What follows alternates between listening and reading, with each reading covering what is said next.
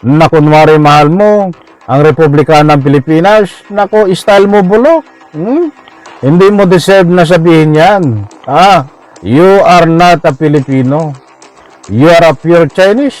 Isa kang sindikato, isa kang spy. Definitely, hindi pa ako spy. Okay, relax ka lang. Bakit ka galit? Kasi po, ganun po yung nangyari last time. Sinasabi po nila spy ako. Mahal ko pong Pilipinas, Filipino po ako, hindi pa ako spy. Okay, relax ka. Loko-loko ka, Alice ko. Mahal mo ang Pilipinas. Huwag mong paikutin ng taong bayan. Ji Jiang, isang Chinese tycoon at self-confessed spy na nakadetain ngayon sa Thailand. Eksklusibo siyang nakapanayam sa documentary ng foreign media agency na Al Jazeera. Ipinakita sa video ang listahan daw ng mga state security agent. Isa sa mga nasa listahan si Go Waping o Alice Go. Ayon kay Ji Jiang, kilala niya si Go. Alright, welcome back to my YouTube channel. I'm Andy's Vlog. Ito, matindi ho mga kaibigan. Ito ng ating tatalakayin latest update tungkol dito sa pagiging spy nitong si Alice Go. Habang siya ay nakakulong diyan ho sa Pasig City Jail, ay patuloy at patuloy ang matindi na natutuklasan ho sa kanya. Sapagkat ito po ay sensitibo na usapin na dapat bigyan ng mabilisan na kaukulang aksyon ng ating gobyerno. Sapagkat kaligtasan ho ng ating bansa, national security ho dito, para hindi mapahamak ang ating bansa, mga mahal kung mga taga-subaybay. Mga kaibigan, napakadami yung dokumento, matitibay na ebidensya, buhay na testigo, dating kasamahan na spy ni Alice Go na in chief. Ang lumantad, tumestigo at mayroon pa nga napahatid na babala dito po kay Alice Go. Ito po mga kaibigan ay nakakabahala. Dahil kapakanan ho ng ating Republika ng Pilipinas, kaligtasan ng ating Republika ng Pilipinas ho, kapahamakan na pwedeng mapunta ho sa anumang kapahamakan. Itong sinasabi nung lumalabas ho sa matitibay na ebidensya na nag-uugnay dito ho kay Alice Go na isang matindi na spy. Training ho ito orientation na hindi dapat siya umamin kahit anong mangyari dahil susunugin siya ng kanyang bansang China. Mga kaibigan, sa puntong ito ay muli ko pong ipapahayag sa inyo dahil todo tanggi itong si Alice Go pa din, kahit ganun pa rin ang matitibay na ebidensya sa kanya. Mga kaibigan, nung pinakita ho kay Alice Go ang video na ito, ay doon ko lang po nakitaan sa kanya na nasyak, nagalit. Mukhang talagang 100% guilty siya. Siguro ang nasa isip niya ay wala siyang kawala dahil totoo ang nasa video, kaya't naggalit-galitan siya. Nag-iba ang kanyang imahe. Kung dati mapapansin natin siya, ay talagang patawa-tawa pa. But sa video na ito, na pinakita sa kanya na dating kasamahan niya na spy, na tinuro siya, ay nagwala ho siya Halos magwala Sabi nga ni Congressman Nograles, bakit ka nagagalit? Mga kaibigan. At ito pa ang matindi.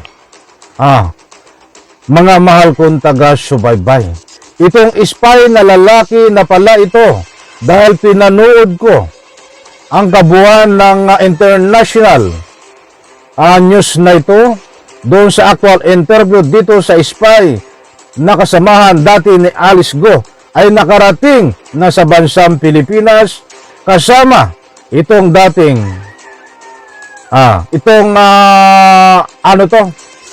pinakamataas na pinuno ng China ho. At nabanggit nga ho dito ang pangalang Digong. Nako ho, mga kaibigan, bago natin na talakayin yan, ito po, ibabahagi ko po sa inyo itong kung paano si Alice Go, ang mga ebidensya na nag-uugnay kay Alice Go, at syempre itong mga reaksyon ni Alice Go dito po sa nasabing siya ay spy. Inaanyayahan ko po kayo, kung pwede, panoorin ang kabuuan ng video na ito at nang sa ganon, lubos po nating maunawaan. Ito, nako. Muling ibinihid ni dating Banban Tarlac Mayor Alice Go na hindi siya espiya. Kasunod yan ang ulat ng isang foreign media agency na nag-uugnay sa kanya sa Chinese State Security Forces. Nasa frontline ng balitang yan, si Faith Del Mundo. 我接触到很多这个中国公安部和应该的这个机密啊，我会送回中国，一定会找到灭口啊。 Siya si Iyan po mga kaibigan yung dating kasamahan ni Alice Go. Yung nagsalita ng Chinese. Mamaya ko ibibigay ko po sa inyo kung ano ibig sabihin nun. Sabi niya. At nasa kanya ho ang listahan ng mga spy na mga kasamahan nila. Unang-una nga, ang tinuga niya, ang pinangalanan ay itong si Alice Go. Nako. Ji Jiang, isang Chinese tycoon at self-confessed spy na nakadetain ngayon sa Thailand. Eksklusibo siyang nakapanayam sa documentary ng foreign media agency na Al Jazeera. Ipinakita sa video ang listahan daw ng mga state security agent.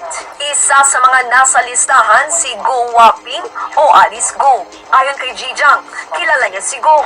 菲律宾的这个公安兵呢，我用这个的手机来跟他通过话。 So, lumalabas ho dito, mga kaibigan, diretsahan, na mismong lumantad na at naglantad ng anuman na katunayan na nag-uugnay dito na talagang spy at dati na lang kasamahan itong si Alice Go, at mayroon pa siyang napakaraming listahan ng mga spy na kasama nila. Ba't ito lang ang binanggit? Itong si Alice Go. Hiningan daw siya ni Go ng pera para sa kampanya noon sa pagiging mayor ng Banban Tarlac pero hindi niya pinagbigyan. 不想得罪这个菲律宾政府的，所以一直就或者没有给钱。 Ipinakita rin sa video ang sinasabing hometown ni Go sa Fujian, China na malapit sa Chinese Communist Party office. Sa huling bahagi ng report, nagbigay ng mensahe si Ji Jiang kay Go. 郭华平跟我是不可信的，我们两个你看看，曾经都为这个国安部卖命，你看看我的下场。要想不被灭口呢，就把真相呢，就告诉全世界。 Ang video na yan, Mga kaibigan, diyan no, sa mensahe na Chinese na yan ay aking inaral at tinranslate ho, ay lumalabas ho doon na sabi niya, tingnan mo ang nangyari sa akin ngayon. Yan ang sabi niya. Sabi ng spy na pinapahatid dito ho kay Alice Go. Dapat ikaw, Alice Go, ay sabihin mo na sa buong mundo ang katotohanan tungkol dito sa pagiging spy mo. Yun ho ang naging pahayag at pinapahatid na message nitong lumantad. Nagsabi ng katotohanan na kasama niya itong si Alice Go dito ho sa pagiging spy. Medyo Chinese ho, mga kaibigan, bata ang lumalabas doon ho. Sa aking pag-aaral, pag-usuri, ay pinapaamin itong si Alice Go ng buong katotohanan sa buong mundo. Sabihin niya na, para hindi niya na maranasan itong nangyari sa kanya. Dahil siya po ay nakakulong, mga kaibigan, na pwede siyang sunugin ng bansang China po. Mga mahal kong taga-subaybay. Alam niyo na ang ibig sabihin, kung ano ang ibig sabihin ng, in general, yung sunugin. nalabas si Davao Oriental 2nd District Representative Chino Almario sa pagdinig ng House Quad Committee kagabi. I'd like to point out to this committee that even if we have been making our own researches, pulling up our own inquiries, this is another source from a completely different party and is unrelated to what we do. Nang matanong si Go kung kilala niya ba si Ji Jiang, Giit niya, Hindi ko po siya kilala at sana po, Your Honor, Mr. Chair, makuha ko rin po yung details. Gusto ko po magdemanda. Hindi ko po sila kilala. Hindi natin madidemanda, Miss Alice, dahil kasi he's in jail in Thailand. Mainit ng ulo ni Alice Go.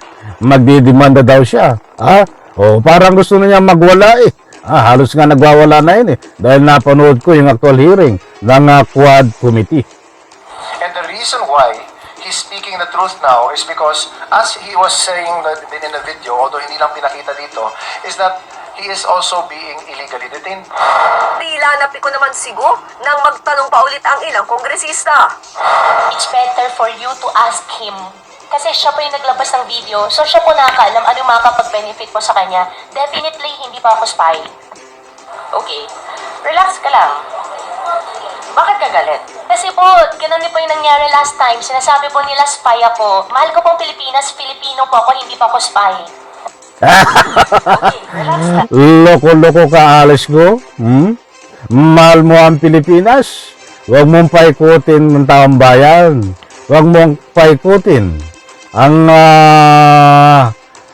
mga nagdiyan sa Quad Committee na nag-iimbestiga sa inyo dahil hindi ka kayang paikutin yan sa turo ng mga hawak na matitibay na ebidensya.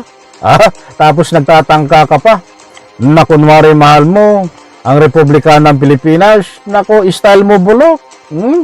Hindi mo deserve na sabihin yan. You are not a Filipino. You are a pure Chinese. Isa kang sindikato, isa kang spy. Nasasabi mo lang yan, nagtatago ka sa mga salitang mahal mo ang Pilipinas at nang sa ganun nakakuha ka ng simpatiya. Datapwat nasasabi mo rin yan dahil nung kasagsagan mo ng panluloko. Na bilang isang mayor, binoto ko ng tao, ay ginamit mo ang mahal na Pilipinas, kahit sa ang mahal mo ang Pilipinas, kahit sa pangampanya mo, ulol, bistado na ang galawan mo, Alice Go.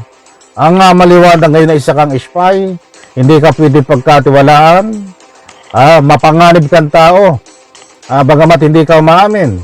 Yun ang orientation sa inyo. Hindi ka dapat umamin dahil kapag umamin ka na isang spy, ay susunugin ka sa bansang China at hindi ka rin makakabalik sa bansang China. At ngayon, bistado ka na. Lalong susunugin ka ng bansang China dahil sunog na sunog ka dito sa galawan na bisto, nasunog ka ng bansang Pilipinas. Bagkos, may paglalagyan ka. Talagang susunugin ka na ng bansang China. Ito pa, masara tayo. Relax ka lang. Diba? You don't have to be so riled up if you know the truth. Giit pa ng dating alkalde, hindi siya nanghingi ng pondo para sa kampanya noon. Your Honor, unfair naman po para sa akin. Hindi ko po siya kilala at never po ako humingi ng campaign fund entirely. Gusto ko rin po na iparating sa lahat ng kababayan ko at buong Pilipinas na rin po. Mahal ko pang Pilipinas. Tumakbo Huwag ka ngang ulola, huwag mo nga.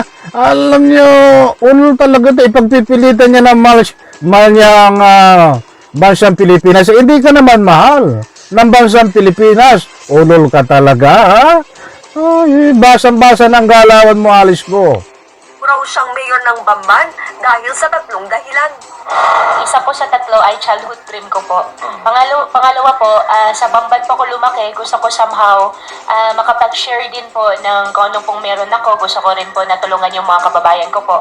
Pangatlo po, tinulungan din po ako ng former mayor din po namin sa town. Bukod kay dating mayor Nako, yung galing magpaikot ni Alice Go. Noon lulusot yan. Yung mga birada mo, banat mo Alice Go, noon lulusot yan eh. Ba't ngayon malabong lumusot na yun sa taong bayan, sa Quad Committee? Kung iniisip mo yung ganyang mga palusot mo, na mahal mo ang Republika ng Pilipinas, ay hindi tinatakwil ka, sinusuka ka ng taong bayan, Alice Go.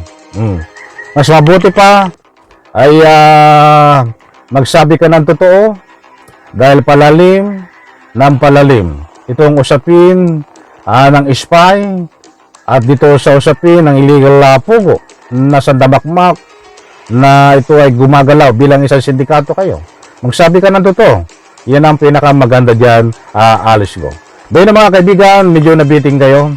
Bigyan po natin ng parto. Itong, nabanggit ho. Dito sa video, pinanood ko po yung full documentary, ay nabanggit doon ng pangalan ni dating Presidente Digong sa parto ho nito. Ipapahayag ko po sa inyo dahil kinulan tayo ng oras. At siyempre doon sa nakapasyal na itong sa bansang Pilipinas dito sa atin. Itong dating kasamang spy nitong si Alice Go. Pasensya na po, kinulan tayo sa oras. Ang full story po niyan ay bibigay ko po sa inyo sa part po nito, mga mahal kong taga-subaybay. Alright, maraming salamat.